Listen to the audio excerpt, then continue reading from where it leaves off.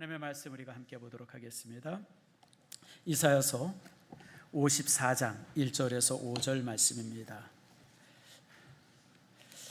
자, 우리 교독하겠습니다. 잉태하지 못하며 출산하지 못한 너희는 노래할지어다. 상고를 겪지 못하는 너는 외쳐 노래할지어다. 이는 홀로 된 여인이 자식이 남편 있는 자의 자식보다 많음이라 여호와께서 말씀하셨느니라.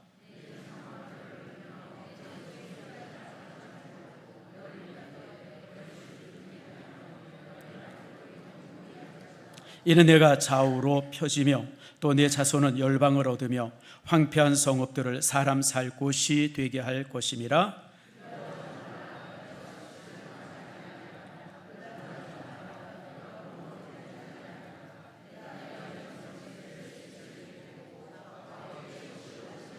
함께 있습니다. 이는 너를 지으신 이가 내 남편이시라. 그의 이름은 만군의 여호와이시며 내 구속주는 이스라엘의 거룩한 이시라. 그는 온 땅의 하나님이라. 일컬음을 받으실 것이라. 아멘. 기도합니다. 하나님 감사합니다. 오늘 장하영 선교사를 통해서 우리 사역지의 현황 또 본인의 사역의 미래들을 우리 성도들에게 고백하게 하고 또 이렇게 전할 수 있는 시간 주셨음을 감사합니다. 저가 이제 젊습니다. 평생 사역할 사역의 준비를 하고 있습니다. 하나님 선한 길을 보여주시고 옳은 길을 보여주셔서 좋은 모습 되게 해 주시오며 아름다운 사역 감당케 해 주시옵소서. 오늘 이 시간 또 직접 나오지는 못했지만 영상으로 예배하는 우리 성도들이 있습니다. 우리 이제 하나님께서 저들을 붙들어 주시기를 원합니다. 정직한 청년 붙들어 주시고 김동희 집사 붙들어 주셔서 저들이 이제 몸은 나오지 못하지만 정말 병상에서 침대에서 이제 영상으로 예배할 때에 하나님의 은혜가 저들에게 동일하게 임하도록 복을 내리워 주시옵소서.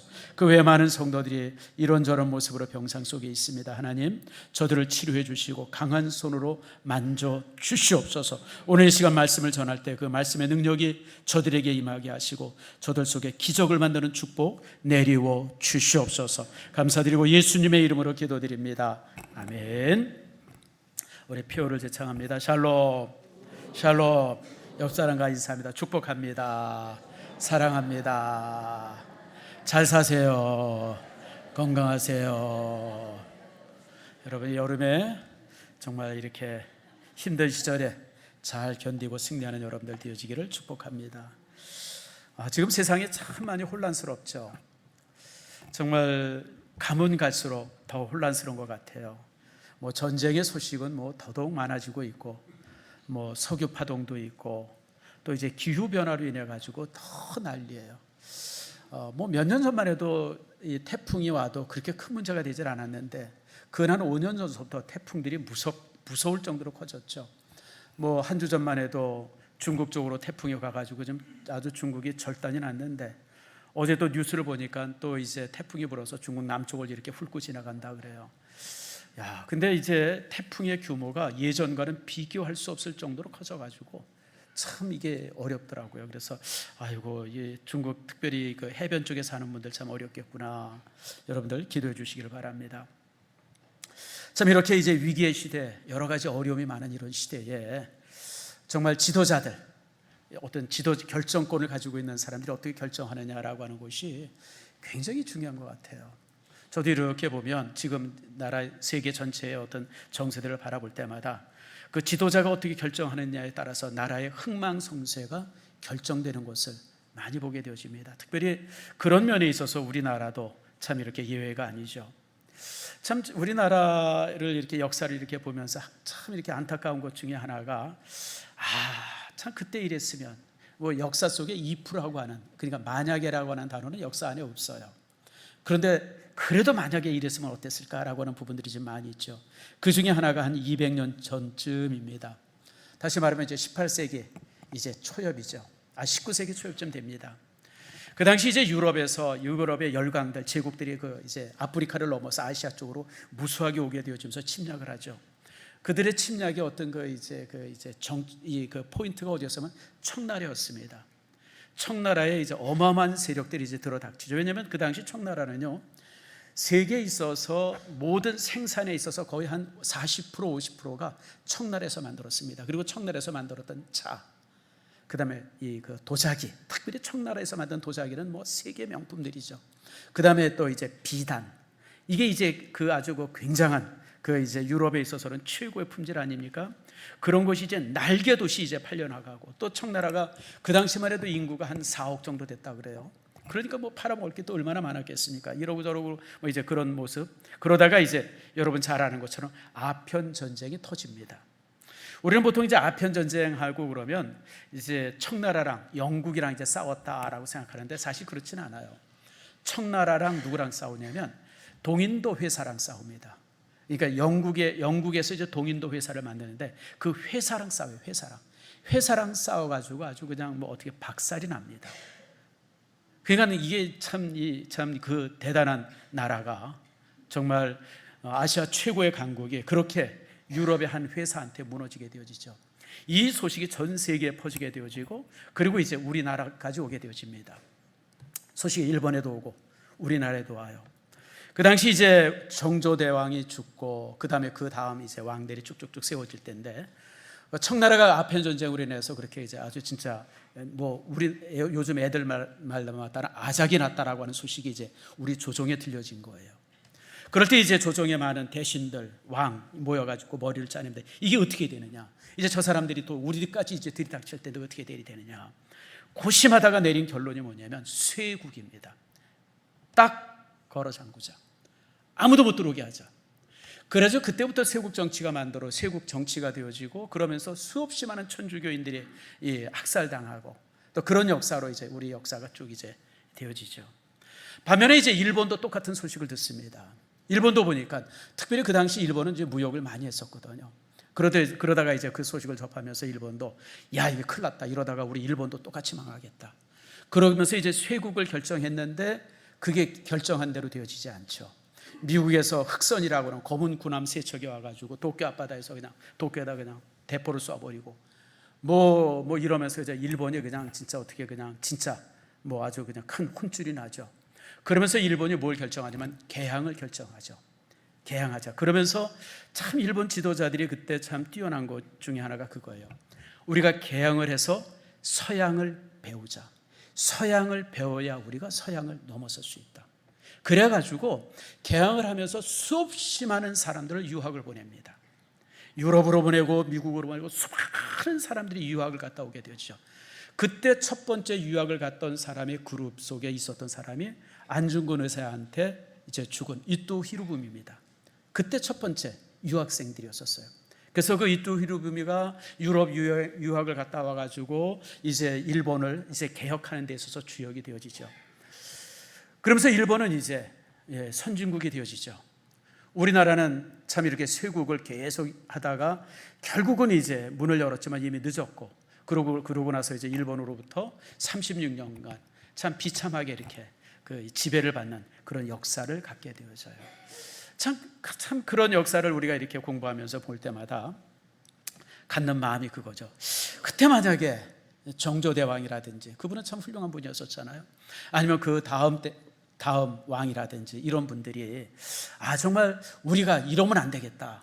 일본의 어떤 그 지도자들처럼 우리도 이제 유럽을 배워야 되고, 그래서 이제 돼야 된다라고 해서 이렇게 뭔가 멀리 바라보고 결정했다 그러면 우리나라가 그렇게 비참한 역사를 갖지 않았을 것이고, 뭐 일본에게 그렇게 참 수치스러운 그런 모습도 당하지 않았을까, 뭐 이제 그런 생각을 해보게 되어집니다. 여러분, 제가 왜 이렇게 우리나라 역사를 얘기하냐면, 참 우리나라는 참 힘든 시대를 한 200년간 살았죠. 19세기, 20세기 이게 얼마나 힘든 시대였었어요. 그때마다 우리나라 정계 지도자들, 사회 지도자들, 여러 지도자들이 내린 결론들이 우리 민족의 향방을 결정했기 때문에 그렇습니다. 그리고 나서 이제 우리가 해방이 되어지죠. 해방되면서 이제 이승만 대통령이 이제 초대 대통령이 되어지는데, 그분의 이제 공과 과에 대한 얘기들이 참 많습니다. 그러나 이제 여러분, 그분이 참 대단한 일을 한 분이에요. 그분이 대통령이 돼가지고, 물론 이제 잘못한 것도 여럿 있죠. 뭐 이제 이렇게 일본 그 친일파들 척결하는 문제, 제대로 하지 못한 문제, 이런저런 약점도 있긴 있었는데, 그분이 잘한 게 세 가지가 있었어요. 그게 뭐냐면 이 토지 개혁입니다. 농지 개혁이에요. 그 당시 수없이 많은 지주들이 그냥 그 넓은 땅을 다 소유하고 있었는데 그걸 정부가 다 사서 그 소작인들에게 다 싸게 다 팔아버린 거예요. 다 나눠준 거예요. 그래서 전 국민이 자기 땅을 갖게 되어졌습니다. 6.25가 터져가지고 북한군이 내려와가지고 동네마다 나라마다 이렇게 점령하면서 이 동네 사람들한테 뭐라 그랬냐면 우리가 당신들에게 땅을 주겠다 그랬는데 이미 다 땅을 가지고 있었어요. 그래서 사실 공산당들이 내려왔지만 국민들로부터 지지받지 못한 가장 큰 이유 중에 하나가 농지개혁을 했기 때문에 그랬습니다. 대만도 사실 농지개혁해서 성공한 나라입니다. 그래서 대만이 선진국이 되었고요. 필리핀은 농지개혁하려고 그렇게 애를 썼는데 워낙 이제 부자들이 거대한 영토를 가지고 있기 때문에 그 결국 실패했어요. 그래서 지금 필리핀이 저 모양입니다. 주변에 있는 대부분의 나라들이 다 그래요.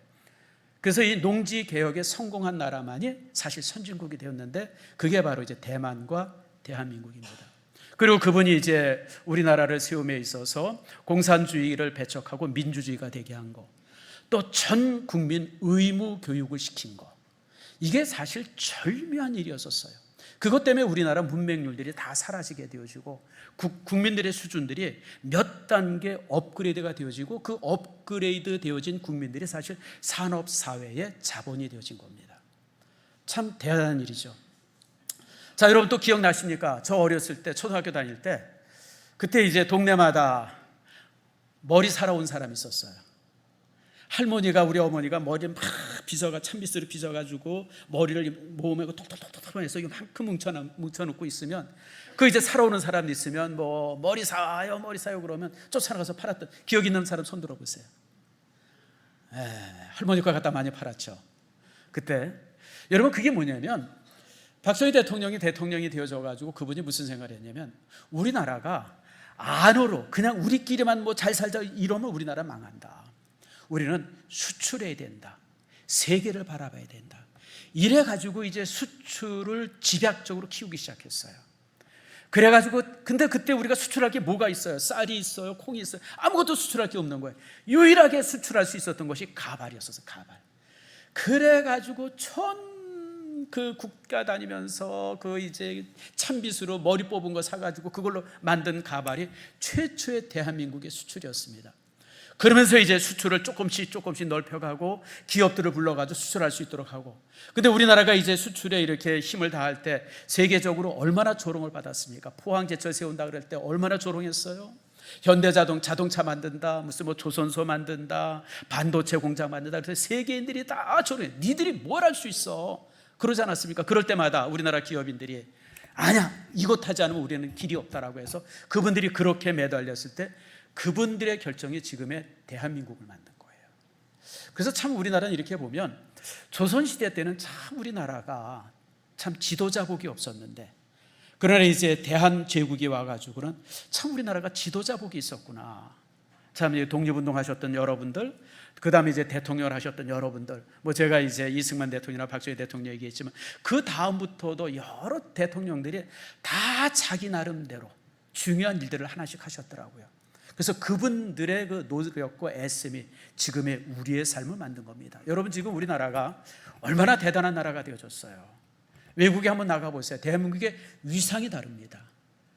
내가 한국인이라고 얘기하면 나를 대하는 사람들의 태도들이 달라요. 저는 지금도 기억나는 게 로마를 갔는데 제가 이제 쫄래쫄래 우리 집사람이랑 잘 알다시피 그냥 이렇게 가고 있는데 그러니까 이제 비행기에서 내려가지고 막 가고 있는데 그 여자 경찰 하나가 우리 집사람 나를 딱 보더니 부르더라고요. 한국인이냐고. 근데 동양인들이 쭉 서 있어. 중국 사람들, 한국 사람들, 수많은 사람들이 쭉 서 있는데 내가 딱 생긴 거 보니까 아주 멀쩡하게 생긴 거 보니까 이 아시아인들 중에서 좀 특별하게 생긴 것 같아요. 날 부르더라고요. 그래서 한국인이라고 해. 그럼 저쪽으로 가라 그러더라. 거기가 어디냐면 유럽인들, EU 나라, 일본, 한국인들만 갈 수 있는 자리가 있었어요. 그래서 저는 그냥 금방 나왔어요. 그런데 다른 그 아시아인들은 저쪽에서 줄을 서가지고 그냥 1시간씩 그냥 2시간씩. 대한민국이 그런 나라가 되어졌어요. 그런 나라가 되어진 것이 바로 이 지도자들 덕택이에요. 지도자들이 그 상황 안에서 정말 알맞게 아주 중요한 결정들을 바르게 했기 때문에 우리나라가 이만큼의 위상을 갖고 살게 되어졌다라고 하는 겁니다. 근데 여러분, 좋은 상황에서 뭐 아무나 쉽게 다 잘할 수 있는 상황에서의 결정은 여러분 그건 누구는 못하겠어요. 그러나 위기 상황, 어려운 상황, 힘든 상황이 왔을 때 정말 이렇게 될까 저렇게 될까 막 이런 상황일 때 그때 정말 해안을 가지고 결정한 사람들은 대단한 사람들이죠. 오늘 사실 본문이 그걸 말해주고 있어요. 지금 이스라엘 민족 앞에 굉장히 큰 위기가 왔어요. 얼마나 큰 위기냐면 전쟁의 위기, 뭐 이런저런 것 때문에 그냥 굉장히 힘들었어요. 자, 1절 보세요. 잉태하지 못하며 출산하지 못한 너는, 이게 누구예요? 이게 지금 이스라엘 민족을 향해서 하는 말이에요. 지금 이스라엘이 북쪽에서는 아수르라고 하는 거대한 나라가 침략해오고 있고, 근데 이 나라가 너무 거대해요. 이 북쪽에 있는 북이스라엘을 삽시간에 멸망을 시킵니다. 그리고 남유다에 쳐들어와가지고 예루살렘 빼고는 모든 성읍을 다 정복을 했어요. 딱 하나 남겨놓은 게 예루살렘 성 하나만 남겨뒀어요. 그리고 이제 포위하고 있는 겁니다. 여러분, 이게 얼마나 절대절명의 순간이에요. 나라 전체가 이제 망할 수 있고, 그리고 학살당할 수 있는 그런 위급한 순간인데, 그런 순간 앞에 있는 백성들을 향해서 오늘 이제 성경은 말씀하고 있습니다. 잉태하지 못하며 출산하지 못하는 너는, 이렇게 말합니다. 그래서 여러분들, 이런 위기가 뭐 국가만 있겠습니까? 우리 개인들도 있죠. 우리가 뭐 직장을 간뒀다든지, 또 이제 무슨 뭐 이렇게 큰 질병이, 어려운 질병이 걸렸다든지, 이런저런 그 삶의 위기가 올 때 우리가 그 위기 앞에서 어떻게 결정해야 되느냐라고 하는 것이 참 우리의 삶의 이 중요한 숙제입니다. 두 가지 방법이 있어요. 움크려드는 방법이 있어요. 그게 뭐냐면 나를 지켜야지, 여기서 자칫 잘못하면 다 망할 거야, 뭐 어떤 그런 모습에 움츠러지는 그런 결정이 있을 수 있고, 반대로 그런 상황 앞에서 더 적극적으로, 공격적이라고 그러죠, 뭔가 결정하는 그런 결정이 있을 수 있습니다. 어떻게 생각하면 그런 결정은 무모할 수 있어요. 그리고 정말 그렇게 해서 잘못되다가는 아무튼 왕창 망하는 수가 있을 수 있어요. 이런저런 결정의 위기들이 있는데 어떻게 하는 것이 정답일까라고 하는 건 참 쉽지가 않죠. 그런데 오늘 성경은 우리에게 그 상황 안에서 어떻게 할 것인가라고 하는 것을 말씀해 주고 있습니다. 자, 본문의 1절 말씀입니다. 다시 한번 제가 있습니다. 한번 따라하세요. 잉태하지 못하며 출산하지 못한 너는 노래할지어다, 찬양할지어다. 여러분, 이게 얼마나 참 어처구니 없는 말씀이에요.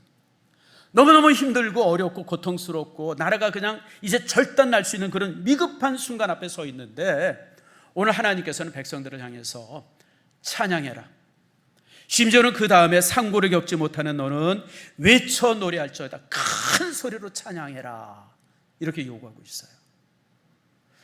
사는 성도 여러분, 이것은 상황에 대해서 염려하지 말고 그냥 그냥 배짱이처럼 노래하라, 이런 의미가 아니에요. 따라합시다. 환경에 압도당하지 말고, 바로 그 얘기예요. 아무리 환경이 어렵고 힘들고 나를 조여온다 할지라도 거기에 압도당하지 말라는 거예요. 하나님을 찬양하고 또 찬양하려는 겁니다. 왜 우리가 하나님을 찬양하냐? 우리가 겁이 없어서도 아니에요. 여러분, 용기와 만용이 다른 게 뭐가 다른지 아시죠? 만용이라고 하는 것은 겁이 없는 거예요. 겁이 없는 거. 겁이 없이 막 뛰어들면 그건 만용이죠. 용기는 뭐예요? 겁이 있어도, 겁이 나도, 무서워도 하나님께서 함께 한다고 하는 사실 속에서 우리가 힘을 내는 게 용기죠. 바로 오늘 본문의 말씀이 바로 그거예요. 힘들고 어려울지라도 하나님이 함께 하실 때, 하나님이 함께 한다는 믿음이 있을 때 우리는 용기를 내라고 하는 겁니다. 그러면서 5절에 이렇게 말합니다. 한번 따라합시다.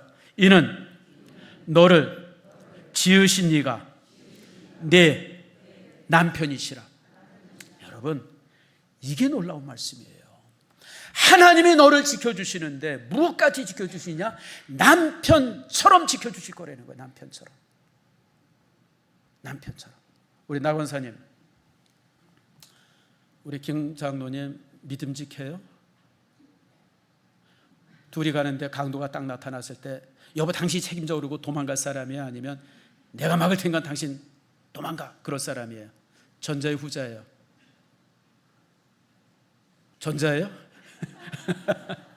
여러분, 오늘 하나님께서는 오늘 백성들에게 이렇게 말합니다. 나는 너의 남편이야.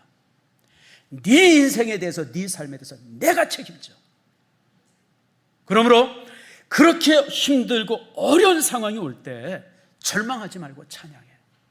찬양해. 오늘 그러면서 오늘 주님께서 이제 백성들을 향해서 말씀하고 있는 겁니다.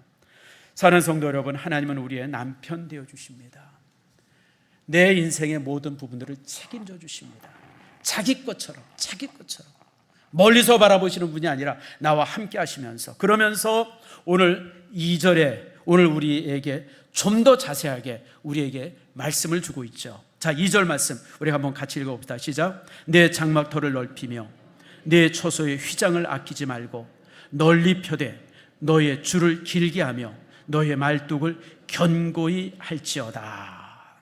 여러분, 하나님을 향해서 찬양하되 이제부터는 이제 어떤 식으로 너희들이 살아야 되느냐라고 하는 것을 이제 오늘 4가지로 우리에게 말씀해 주고 있습니다. 첫 번째가 장막을 넓혀라 라고 말합니다. 자, 여러분 1절 말씀 보세요. 잉태하지 못하고 출산하지 못하고 이제 이 인구가 점점 줄어들고 살 사람도 점점 없어지는데 오늘 하나님께서는 뭐라고 말합니까? 장막을 넓혀라. 살 집을 더 넓히라고 하는 거예요. 더 넓은 집을 더 넓히려는 거예요. 사랑하는 성도 여러분, 우리가 힘들고 어려우면 긴축하려고 그래요. 줄이려고 그래요. 그래서 어떻게 해서든지 지켜보려고 그러죠. 근데 하나님께서는 그러지 말고 더 넓게 하라고 하는 겁니다. 꿈을 크게 가지려는 거예요. 우리가 너무 잘 아는 말씀이 있죠. 시편 81편 10절 말씀입니다. 자, 우리 한번 같이 한번 읽어볼까요? 시작. 내 입을 넓게 열라 내가 채우리라. 제가 제일 좋아하는 말씀 중에 하나입니다. 하나님 앞에 무엇인가 간구하고 하나님 앞에 요구할 때에 따라합시다. 입을 넓게 열자. 입을 넓게 열려는 것은 입을 크게 불려는 게 아니라 여러분 크게 하나님 앞에 간구하려는 거예요. 만약에 90살까지 살고 싶으면 하나님 앞에 몇 살까지 살게 해달라고 그러면 돼요? 하나님 90살만 살게, 아니에요 여러분, 그렇게 하지 마세요. 100살 넘게 살게 해주세요라고 기도하세요. 여러분 혹시 10만 원이 필요해요? 제가 이제 이게 경험해서 그래요. 제가 신대원 다니고 대학 다닐 때 참 가난했어요. 그러니까 이 등록금 낼 때만 되면 항상 불안했어요. 이게 등록금이 없으니까 이걸 어떻게 준비해야 되는지, 이걸 어떻게 그러니까 항상 어떻게 기도했냐면, 하나님 이제 8월 31일까지 등록금 내야 되는데 하나님 25만 원 나왔는데 하나님 25만 원 허락해 주세요. 근데 기가 막히게 하나님께서 등록금을 주세요. 근데 딱 기도한 것만큼밖에 안 주세요. 난 좀 하나님이 좀 더 쓰셨으면 좋겠는데, 그래서 제가 그때 크게 깨달은 게 있어요. 더 구해야 되는데 내가 너무 구하는 게 인색했구나. 그래서 제가 그 다음부터는 항상 하나님 앞에 크게 구합니다. 넓게 구합니다. 많이 구합니다. 100만 원 필요하면 그건 하나님이 알아서 하시는 거고 그냥 1000만 원 구하고, 1000만 원 필요하면 1억 구하고. 여러분 그렇게 구하세요. 여러분들 주시는 건 누가 주세요? 하나님이 주세요. 그런데 여러분 그걸 허황되다고 생각하지 마세요. 여러분 성경에 많은 신앙의 성공자들이요, 그 간구하는 게 되게 허황됐어요. 자, 우리가 아브라함을 봅시다. 아브라함이 하나님께서 아브라함을 몇 살 때 택합니까? 75이에요. 사라는 65입니다. 근데 오늘 하나님께서 아브라함에게 나타나서 꿈을 주시죠. 그 꿈이 뭐예요? 내 자녀가 하늘의 별처럼 바다의 모래알처럼 많을 것이다. 내 자녀가 복의 근원 될 것이다. 말이 돼요, 안 돼요? 오늘 하나님께서 저한테 나타나셔. 야 병가봐, 네 자식들 장가갈 거 고민하지 말고 네가 다시 애 낳아라. 만약 그런다고 그러면 제가 뭐라 그러겠어요? 하나님, 우리 집사람이 공장 폐쇄한 지 벌써 30년이 넘었고 내 나이가 지금 70이 넘었는데 하나님 이거 뭔 소리를 하세요? 아마 당연히 그럴 거예요. 근데 아브라함이 75이에요 여러분들. 그것도 몇 년 전이에요? 4,000년 전이에요. 근데 그 옛날에, 그 당시 여러분 4,000년 전에 평균 나이 수명이 몇 살이었겠어요? 그 당시 평균 나이 수명이 30살 안 넘었을 겁니다. 그렇게밖에 못 사는 시대에 아브라함이 어쨌든 장수했는데 하나님께서 아브라함에게 흑금을 주시는 거예요. 네 자손이 하늘의 별처럼 바다의 모래알처럼 많아질 것이고 그 자손이 복의 근원이 될 것이다. 아브라함은 그것을 부여잡고 그것을 꿈꾸면서 평생 살아요. 그래서 얻은 자식이 이삭 하나죠. 그러나 그 이삭 하나로 여러분 되지 않죠. 계속해서 이삭의 후에 야곱을 통하고 야곱을 통해서 12자손이 만들어지고, 그래서 지금 여러분 얼마나 많은 자손이 만들어집니까? 여러분 꿈이라고 하는 것은 항상 크게 꿔야 돼요. 크게 꿔야 돼요. 자, 여러분 또 누가 있습니까? 여러분 그 모세 같은 사람도 보세요. 모세는 어떤 사람입니까? 살인죄를 져가지고 도망자였었지 않습니까? 그리고 이제 나이가 80이 됐어요. 여러분 사막의 나이 80이라고 그러면요, 상상할 수 없이 늙습니다. 그 떼약볕에서 40년을 살았는데 얼마나 늙어 보였겠어요. 노인이죠. 그런데 하나님께서 모세에게 무슨 꿈을 주십니까? 민족을 구하라고 하는 꿈을 주지 않습니까? 그리고 그 꿈을 가지고 바로 앞에 서지 않습니까? 살인자로서 도망쳤던 모세, 나이가 80이 넘은 이 정말 늙은 파파 할아버지 모세, 그가 바로 앞에 서서 내 민족을 달라고 요구하고 있어요. 어떻게 생각하면 정말 이게 말도 안 되는 요구인데 결국 그게 실현이 되어져 가지고 100만이 넘는 그 많은 숫자 이스라엘 민족이 여러분 정말 애굽을 탈출해서 가나안에 정착하지 않습니까? 따라합시다. 꿈은 크게, 항상 여러분 하나님 앞에 큰 꿈을 꾸세요. 큰 꿈을 꾸세요. 여러분 예수님이 승천할 때도 동일하죠. 예수님께서 승천하실 때 어떻게 하셨어요? 여러분 예수님이 승천하실 때요, 여러분 뭐라고 그러십니까? 여러분 제자들을 향해서 뭐라고 말해요? 예수님이 승천하실 때 제자들에게 뭐라고 말하죠? 어디까지 가라고요? 땅끝까지 가라고 하죠. 사도행전 1장 8절에 뭐라고 합니까? 성령이 너희들에게 임해서 권능을 받으면 예루살렘과 유다와 사마리아와 어디까지 가라고요? 땅끝까지 가라고 그러잖아요. 근데 여러분 이게 얼마나 가당치 않아요. 지금 예수라고 하는 분이, 예수님이 십자가에 못 박혀 죽었고요, 여러분 그 예수님을 중심으로 모여있는 사람들은 참 보잘것없는 사람들 몇백 명 모여있는데 그들을 향해서 너희들이 땅끝까지 가서 내 증인이 되라. 얼마나 가당치 않은 요구입니까? 그러니까 백성들이요 그 말을 들었음에도 불구하고 꼼짝도 하지 않았어요. 예루살렘에 그냥 예루살렘에 머물렀습니다. 왜냐하면 어딜 가요? 갈 데가 어디 있어요? 그리고 그걸 누구에게 증거해요? 뭐라고 증거해요? 할 증거가 뭐가 있어요? 그러니까 백성들이 그냥, 제자들이 예루살렘에 그냥 그대로 머물러서 10여 년을 살았어요. 그랬더니 하나님께서 극약 처방을 내리죠. 그 극약 처방이 뭡니까? 핍박이에요. 사울이라고 하는 사람을 동원해 가지고 예루살렘 교회를 전체를 흔들어 버리죠. 그러니까 예루살렘에 있었던 제자들이 사마리아로 도망가고 유다로 도망가고 다메섹으로 도망치고 저 안디옥으로 도망치고 그 다음에 저 로마로 도망치고 온 세상이 흩어져서 도망치는데 그 자리가 여러분 땅끝이 되어진 거예요. 사랑하는 성도 여러분, 기독교는 어떤 종교입니까? 큰 꿈을 꾸는 종교입니다. 비록 우리가 보잘것없는 자리에 있고 힘든 자리에 있고 약한 자리에 있고 정말 연약한 모습으로 있지만 항상 꿈은 세상을 품고 온 세상을 향할 수 있는 그런 꿈을 꿀 수 있는 사람들, 그게 크리스찬이고요. 그렇게 꿈꿀 때 하나님이 이루어 주세요. 그러면 여러분들 오늘 하나님께서는 우리에게 말합니다. 여러분 내 장막터를 어떻게 해요? 넓히고, 그 다음에 또 뭐라고 그럽니까? 내 처소의 휘장을 어떻게 해요? 아끼지 말고. 따라합시다. 휘장을 아끼지 말고. 휘장을 아끼지 말라는 게 무슨 말이에요? 여러분 인색하지 말라는 겁니다. 하나님 앞에 무슨 일을 할 때, 하나님의 어떤 일을 할 때 쪼잔하게 그냥 여러분 그렇게 하지 말라는 거예요. 인색하지 말고 항상 넉넉하게 하는. 그래서 여러분 고린도후서 9장 6절이 이렇게 말합니다. 자, 한번 다 같이 읽습니다. 시작. 곧 적게 심는 자는 적게 거두고 많이 심는 자는 많이 거둔다 하는 말이로다. 여러분 하나님 앞에 많은 복 받기를 원하고 여러분을 통해서 크고 놀라운 일들이 이루어지기를 원하십니까? 인색하지 마세요. 쪼잔하지 마세요. 그냥 새님처럼 말입니다. 여러분 그런 사람들은, 그런 사람을 통해서 하나님이 아무 일도 하지 않습니다. 하나님은 항상 넉넉하게 일하는 사람들에게 하나님께서 큰 일을 주십니다. 여러분 하나님께서도 어떻게 하셨어요? 로마서 8장 32절 말씀에 보니까 이렇게 말씀합니다. 자, 한번 같이 읽읍시다. 시작. 자기 아들을 아끼지 아니하시고 우리 모든 사람을 위하여 내주신 이가 어찌 그 아들과 함께 모든 것을 우리에게 주시지 아니하겠느냐. 여러분 하나님께서는 인간들을 구원하기 위해서 자기 아들조차도 아끼지 않았어요.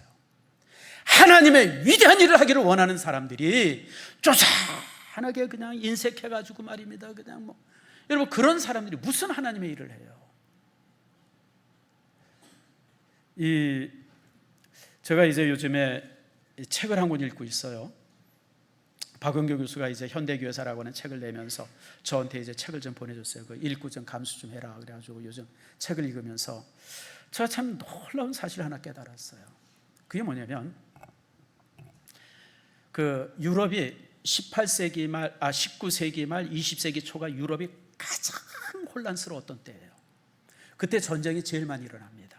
나라마다 국가마다 굉장히 혼란스러웠어요. 여러분 잘 아는 것처럼 이제 이 독일이라고 하는 나라가 만들어지고, 독일이 프랑스를 침략하고, 그 독일과 오스트리아가 전쟁을 하고, 온 유럽 전체가 전쟁의 불구덩이였었어요. 그렇게 전쟁의 불구덩이고 그냥 막 그랬을 때, 그 다음에 이제 미국은 남북 전쟁이 끝났습니다. 1852년입니까? 그때 이제 남북 전쟁이 끝나면서 그냥 미국도 굉장히 혼란스러웠어요. 그런데 그렇게 혼란스러웠을 때 젊은 청년들이 선교를 꿈꾸기 시작했어요. 그리고 그 젊은 청년들이 선교를 꿈꾸고 온 세계를 내다보고 온 세상을 내다보면서 그들이 선교지를 향해서 출발을 했어요. 여러분, 지금은 우리가 평균 수명이 80세, 70세 그러지만요, 100년 전 평균 수명은요 33살에서 35살입니다. 그게 평균 수명이에요. 그런데 20대 초반의 청년들이 다 선교를 위해서 헌신하면서 수천 명의 사람들이 영국으로, 이제 인도로, 중국으로, 일본으로, 그리고 이제 우리나라까지 오게 되어졌어요. 그 우리나라까지 온 분들이 누굽니까? 언더우드와 아펜젤라 같은 선교사들이 젊은 청년들로 헌신된 사람들이에요. 그들이 와가지고 대부분 거기서 죽습니다. 여러분, 양화진 공동묘지에 가보세요. 거기 보면 선교사들이요, 여러분 나이 들고서 80에 90에 죽은 선교사들 거의 없습니다. 대부분 40대 전후입니다. 그게 평균 수명이었으니까. 그런데 그들이 그렇게 가서 피 뿌렸는데, 자기 생명을 아끼지 아니하고 뿌렸는데, 그 열매가 지금 얼마나 놀랐습니까? 대한민국만 해도 여러분 1000만의 성도가 있지 않아요? 중국만 해도 1억 명의 성도가 있습니다. 얼마나 놀라워요. 인도도 마찬가지고. 여러분, 생명을 아끼지 아니하는, 여러분 이렇게 인색하지 않는 그런 모습이 되어지기를 우리에게 원하시죠. 그래서 여러분들, 인색함을 버릴 때 하나님께서는 우리의 삶을 채워주십니다. 그리고 그 다음에 뭐라고 말합니까? 내 처소의 휘장을 아끼지 말고, 그 다음에 따라합시다. 널리 펴되 너의 줄을 길게 하며 너의 말뚝을 견고히 할지어다. 줄을 길게 하려는 게 뭐예요? 넓게 터를 잘 내는 거예요. 여러분, 아이고 그냥 우리는 그냥 여기까지만 하지, 그것이 아니라 더 넓게 줄 키고 또 더 견고하게 여러분 이렇게 뿌리 박을 수 있을 때 하나님께서는 우리가 그렇게 결정하기를 원하세요. 특별히 여러분 여기 보니까 말씀에 특별히 우리에게 은혜 두는 것이 말뚝을 견고히 하라고 말해요. 말뚝을 견고히 한다. 이게 무슨 뜻일까요? 여러분, 선교를 하거나 어떤 사역을 하거나 주일학교 교육을 하거나 이런 여러 가지 일에 있어서 이벤트가 되지 말라는 거예요. 우리가 이제 가을에 또 이제 이 전도 대회를 이제 시작할 텐데, 이게 그냥 이벤트로 시작해서 이벤트로 끝나면 참 안타까운 거예요. 이벤트가 되는 것이 아니라 깊게 뿌리 내리는 영성을 가지라고 하는 겁니다. 자, 여러분 너무 잘 아는 말씀이 하나 있죠. 사도행전 13장 2절 안디옥 교회에 관한 말씀입니다. 같이 한번 읽어봅시다. 시작. 주를 섬겨 금식할 때에 성령이 이르시되 내가 불러 시키는 일을 위하여 바나바와 사울을 따로 세우라 하시니. 여러분, 바나바와 사울을 따로 세워서 선교사로 파송하라고 하는 이 말씀은 우연히 주어진 말씀이 아니에요. 안디옥 교회인데, 안디옥 교회는 어떤 교회냐면 주를 섬겨 어떻게 해요? 금식하는 교회였었어요. 영성의 깊이와 기도의 깊이가 남달랐던 거예요. 온 성도들이 주를 섬겨서 정말 아름답게 섬겨서 그리스도인이라고 하는 최초의 이름을 얻게 되어졌고, 그리고 성도들이 금식 기도하면서 하나님 앞에 기도할 때 그때 성령이 그 교회에 나타나고, 그리고 그 속에서 선교사를 파송하라고 하는 명령이 주어졌던 겁니다. 교회라고 하는 곳에 영적인 깊이가 있어야 돼요. 헌신의 깊이가 있어야 되고, 기도의 깊이가 있어야 되고, 말씀의 깊이가 있어야 돼요. 이런 깊이 속에서 여러분, 우리가 정말 이 꿈을 꿀 때 하나님께서는 기적으로 함께 하시죠. 그럴 때 하나님께서는 우리를 어떻게 하십니까? 여러분, 3절에 이렇게 말합니다. 자, 3절 말씀을 같이 읽읍시다. 이는 내가 좌우로 퍼지며 내 자손은 열방을 얻으며 황폐한 성읍들을 사람 살 곳이 되게 할 것임이라. 여러분, 세 가지 말씀을 주시죠. 어떻게 됩니까? 내가 어디요? 좌우로 퍼지며. 그냥 여기만 쫓아오니 여기 있겠습니다, 우리는 꼼짝없이 여기만 있겠습니다라고 뭐 그런 생각을 해야 될 수밖에 없는 삶이었었는데, 하나님께서는 그 삶을 어떻게 해줘요? 좌우로 퍼지게 하겠다. 온 세상으로 퍼지는 그런 인생 되게 하겠다라고 하는 거죠. 그러면서 네 자손이 열방을 얻게 될 것이다. 우리의 다음 세대가 열방을, 세상을 얻게 될 것이다. 그리고 그 열방을 생명 있는 곳으로 만들게 하겠다는 거예요.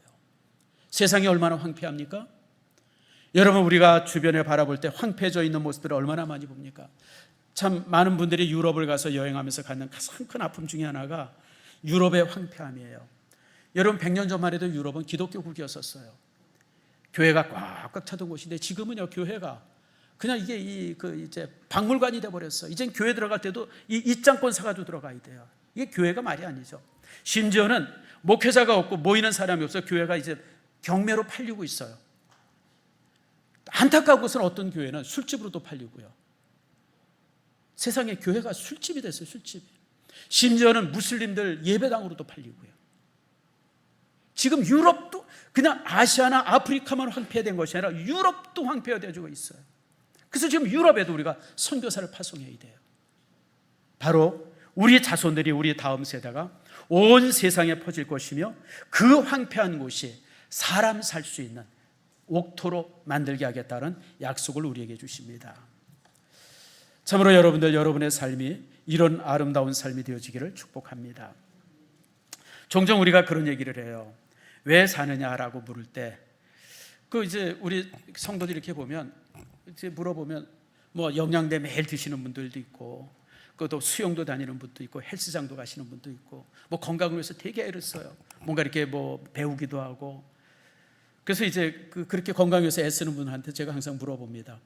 왜 그렇게 열심히 운동하세요? 그리고 물어보면 항상 답이 똑같아요. 목사님, 죽을 때 죽더라도 건강하게 살다가 죽으려고. 근데 여러분, 그 말이 맞는 것 같은데 맞아요? 여러분, 건강하게 살다가 죽으려면 언제 죽으면 제일 좋아요?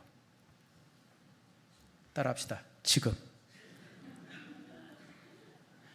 내가 지금 죽으면 가장 건강할 때 죽는 거예요, 여러분들.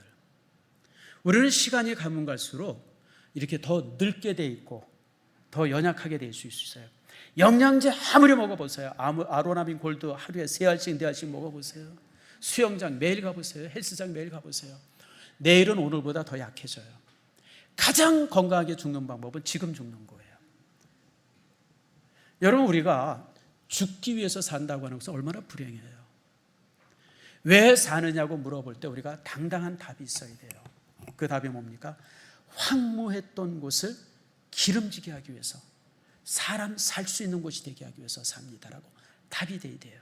그게 하나님께서 우리에게 맡기신 여러분 그 사명인 겁니다. 오늘 본문의 말씀 보세요. 황폐한 성읍을 사람 살 곳이 되게 할 것이라. 생명의 장소로 만든다고 하는 것 아닙니까? 내 주변의 삶, 내 가족의 삶, 내 이웃의 삶들, 그리고 저 멀리 있는 이제 선교지 수없이 많은 곳, 그 모든 곳들을 사람 살 수 있는 곳으로 만드는 것이 우리의 삶의 목적이 되어야 돼요. 아이고, 하나님, 목사님, 제가 이 나이가 이제 80이고 90인데 내가 아무것도, 왜 여러분 할 게 없어요? 우리가 기도로 내 장막을 넓힐 수 있고요, 우리가 작은 사랑으로 우리가 깊이 이 영적인 깊이를 묻을 수가 있어요. 우리가 얼마든지, 여러분 지금 성경학교 하고 있잖아요. 부서마다 지금 뭐 난리예요. 그럴 때 여러분 예배 맞춰 부쩍 가는 것이 아니라 시간 내가지고 4층 올라가고 지하 내려가서 선생님들 보고 잘한다고 칭찬해주고, 이것만 해도 여러분들 이게 얼마나 영적인 깊이를 더하는 것인지 몰라요. 줄을 넓히는 것이고 하나님의 장막을 넓히는 겁니다. 그리고 여러분들 시간마다 기도할 때마다 하나님, 일산신성교회가 정말 2200의 교회가 되게 해달라고 여러분 시간마다 기도하는 것, 이것이 바로 장막의 터를 넓히는 거예요. 그럴 때 여러분의 삶은 여러분 그냥 죽기 위해서 사는 삶이 아니라 여러분 어떤 삶이에요?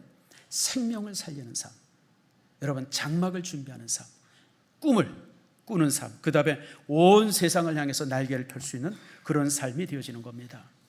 말씀을 맺습니다. 세상이 불확실하다고 말합니다. 여러분, 그러나 하나님은 이것이 기회라고 말씀하면서 우리를 향해서 장막을 넓히라고 말합니다. 세상은 음침이라고 말합니다. 그러나 하나님께서는 휘장을 넓게 펴라고 말씀하십니다. 세상은 이 안정을 말하지만 하나님은 줄을 길게 하라고 말씀하고 있고요. 세상은 기초를 잇고 성과를 말하지만 하나님께서는 말씀을 견고히 하라고 우리에게 말씀합니다. 사랑하는 성도 여러분, 우리는 머무는 사람이 아니라 도전하는 사람이 되어야 합니다. 움츠리는 사람이 아니라 펴는 사람이 되어야 합니다. 아끼는 사람이 아니라 아낌없이 하나님을 향해서 드릴 수 있는 사람이 되어야 합니다. 그럴 때 하나님께서는 나를 통해서 세상을 아름답게 만들 것이고요, 그럴 때 하나님께서는 나와 내 자손들을 정말 땅끝까지 이르게 하는 놀라운 축복을 우리에게 주실 겁니다. 사랑하는 성도 여러분, 우리 일산신성교회가 장막을 넓히고 기도를 넓히고 사랑을 넓히고 헌신을 넓힐 수 있기를 축복합니다. 그러면서 우리가 열방을 품고 황폐한 땅을 생명으로 바꾸는 역사의 도구가 될 수 있는 저와 여러분들이 되어지기를 축복합니다.